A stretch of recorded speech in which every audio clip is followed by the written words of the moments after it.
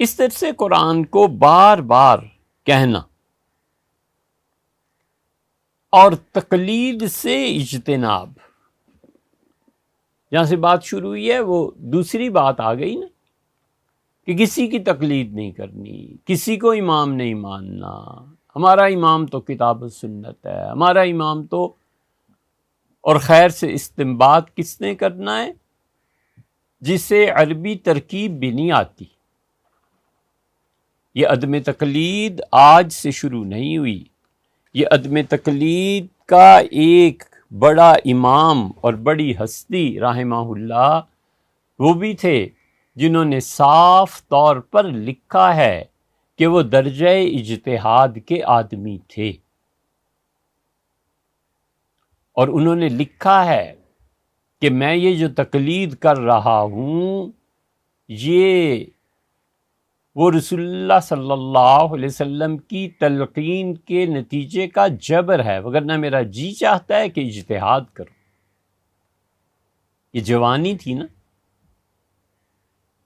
روزہ مبارک پہ حاضر ہوئے اور اس کی عرض کیا کہ اللہ کے رسول میں کسی کی تقلید نہیں کروں گا۔ اب مصیبت یہ پیش آتی ہے کہ اس قسم کی چیزوں کے لیے تصوف کو ماننا پڑتا ہے اور خانقاہی نظام کو ماننا پڑتا ہے۔ اب وہاں سے جان کیسے چھٹے؟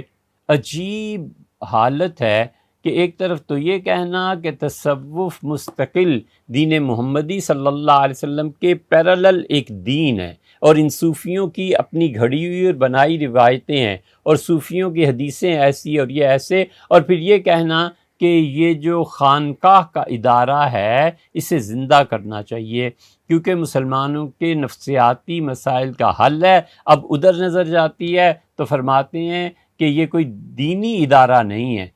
اب پوچھے کوئی کہ حضرت خانقاہ کے نظام کو زندہ کریں گے تو اس میں ساری تصوف کی روایات بھی آئیں گی، ذکر اذکار بھی آئیں گے، مراقبات بھی آئیں گے، شیخ سے بیعت بھی ہونا پڑے گا، توحید مطلب کی بھی باتیں ہوں گی، فتوحات مکیہ یا عوارف المعارف پڑھائی جائیں گی، یہ سب چیزیں ہوں گی۔ ایک طرف خانقاہوں کی بڑی اہمیت ہے، دوسری طرف نظام معاذ اللہ سارا کچھ کفر اور گمراہی پہ مشتمل ہے، نہ اس کے کیے بنتی ہے نہ چھٹے بنتی ہے۔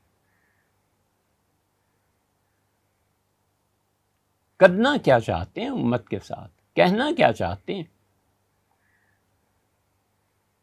نظر لگنا یہ کوئی دینی مسئلہ نہیں ہے، خانقاہوں کا ہونا یہ کوئی دینی مسئلہ نہیں،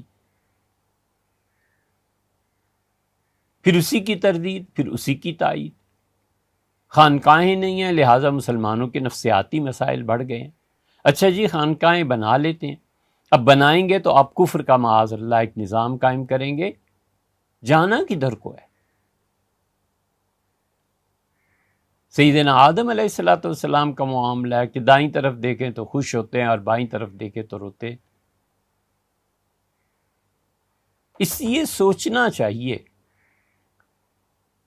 اور واضح طور پر یہ فیصلہ کر لینا چاہیے کہ ہم نے کسی کی تقلید کرنی ہے یا نہیں کرنی۔ وہ ہستی جو کہتی ہے کہ میری سرشت میں عدم تقلید ہے، اور وہ مجتہد اور فروعی اجتہادات میں وہ دعویٰ کر سکتے تھے، جب جوانی کا وہ دور گزرا اور عمر، سنجیدگی اور علم کی پختگی اور نظر کی وسعت، یہ سب چیزیں آہستہ آہستہ مندرس ہوتی چلی گئیں، تو اس ہستی نے پھر ایک کتاب لکھی، اور وہ کتاب ہے جو حضرت مراد ماری حضرت شاہ ولی اللہ محدث دہلوی رحمۃ اللہ علیہ سے ہے، اور انہوں نے عقد الجید فی احکام الاجتہاد والتقلید تحریر فرمائی۔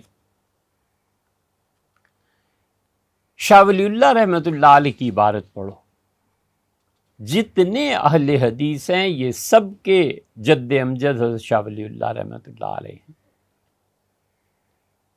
اس پہ یہ نہیں کہا جا سکتا کہ شاہ صاحب بھی تو ایک آدمی تھے نا جی، ان سے غلطی نہیں ہو سکتی، تو پھر ابو بکر اور عمر رضی اللہ عنہما آدمی تھے، ان سے غلطی نہیں ہو سکتی؟ وہ بھی تو آپ کا ایک طبقہ اور گروہ ہے جو کہتا ہے کہ تراویح یہ عمر کی بدعت ہے، والعیاذ باللہ۔